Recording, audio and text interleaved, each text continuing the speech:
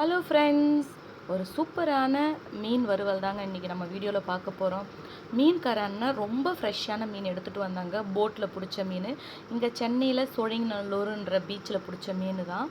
இவங்க வந்து ரெகுலராக கொடுக்குறவங்க. ஸோ இன்றைக்கி எனக்கு இந்த வாய்ப்பு கிடைச்சிது. அள்ளிட்டாங்க மீனை. நான் வாங்கினது 200 தான் வாங்கினேன். அவர் நல்லா நிறையாவே கொடுத்தாரு.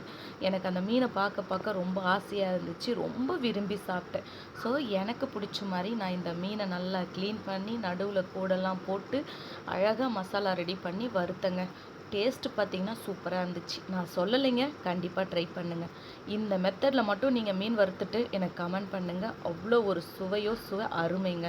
இதுக்காக ஆச்சி மீன் வறுக்கிற மசாலா 2 ஸ்பூன் எடுத்துக்கிட்டேன். 2 ஸ்பூன் காரத்தூள் எடுத்துக்கிட்டேன். 1 ஸ்பூன் இஞ்சி பூண்டு பேஸ்ட்டு, கொஞ்சமாக கார்ன்ஃப்ளவர் மாவு, லெமனு, உப்பு, பெருஞ்சீரகம் போட்டுக்கோங்க. ஏன்னா பெருஞ்சீரகம் நம்ம போடும்போது அந்த மீனை நான் சாப்பிடும்போது அந்த ஃப்ளேவர் சூப்பராக இருக்குங்க. இவ்வளோதாங்க மசாலா. இந்த மசாலாவை போட்டு நீங்கள் நல்லா மீனோட நல்லா தடவிடுங்க. ரொம்ப சூப்பராக இருக்கும். இப்போ வந்து கொஞ்சமாக தண்ணி விட்டு நல்லாவே எல்லாமே ஒன்றா சேர்த்து பிசைஞ்சிருங்க. இதுக்கப்புறமா தான் நம்ம எடுத்து வச்சுக்கிற மீனை இதோட சேர்க்க போகிறோம். இப்போ வந்து பார்த்திங்கன்னா ஓரளவுக்கு மசாலா கோட் ஆகிடுச்சு. உங்களுக்கு தேவைப்பட்டால் அரிசி மாவு சேர்த்துக்கோங்க. நான் வெறும் கார்ன்ஃப்ளவர் மாவு மட்டும்தான் யூஸ் பண்ணியிருக்கேன். ஸோ இப்போ இந்த ஸ்டேஜில் நான் எடுத்து வச்சுருக்கிற இந்த மீனோட இந்த மசாலாவை நல்லா தடவிக்கலாம். ஸோ எப்போவுமே மீன் வந்து கொஞ்சம் பெரிய சைஸில் இருக்குன்னா நடுவில் கோடு போட்டுருங்க.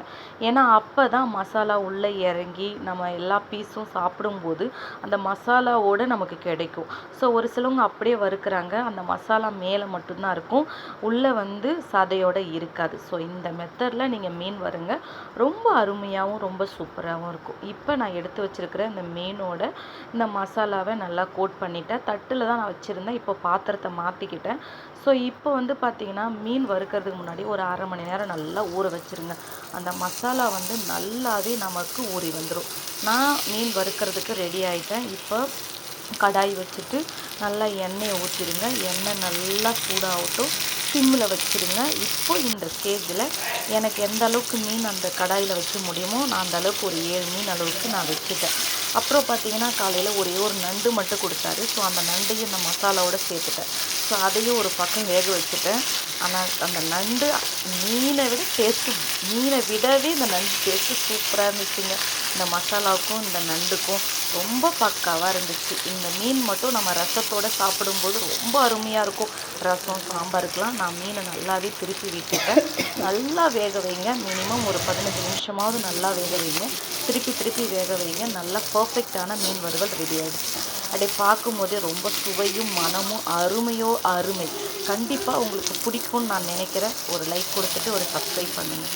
பிடிச்சா ஷேர் பண்ணுங்கள். பை.